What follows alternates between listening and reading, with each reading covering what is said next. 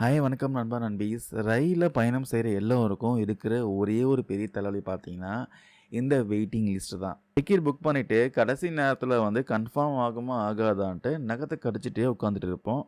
ஆனா இனிமே அந்த டென்ஷன் உங்களுக்கும் தேவையே இல்லன்னு சொல்றாங்க.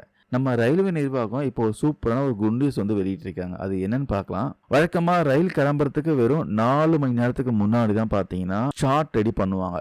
அப்பதான் நம்ம டிக்கெட் கன்ஃபார்ம் ஆகியிருக்குன்னு தெரியும். ஒருவேளை ஆகலன்னா, கடைசி நேரத்தில பார்த்தீங்கன்னா, குடும்பத்தோட பஸ் ஸ்டாண்ட்ல போய் நிக்க வேண்டிய நிலைமை தான் இருந்துட்டு இருந்துச்சு.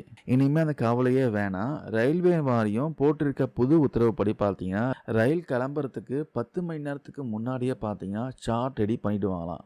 இது உடனே பார்த்தீங்கன்னா, அமலுக்கு வந்திருக்கு.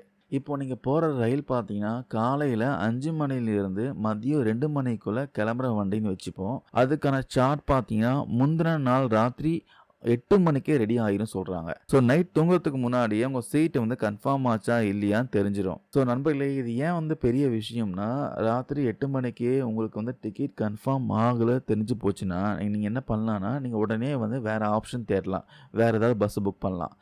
இல்லன்னா தட்கல்ல ஏதாவது முயற்சி பண்ணி டிக்கெட் புக் பண்ணலாம். கடைசி நேரத்தில பதட்டமா இருக்க வேண்டிய அவசியமே இல்ல. ஸோ இனிமே வெயிட்டிங் லிஸ்ட்ல டிக்கெட் இருந்தா பயப்படாம இருக்க 10 மணி நேரத்துக்கு முன்னாடியே பார்த்தீங்க ரிசல்ட் தெரிஞ்சிரும். இந்த பயனுள்ள இன்ஃபர்மேஷன் பார்த்தீங்கன்னா, அடிக்கடி ரயில்ல டிராவல் பண்ற எல்லாருக்கும் ஷேர் பண்ணுங்க. இந்த பதிவில் நான் கொடுத்த அப்டேட் யூஸ்ஃபுல்லா இருக்கும்னு நம்புறேன். தேங்க் யூ நண்பா நண்பீஸ்.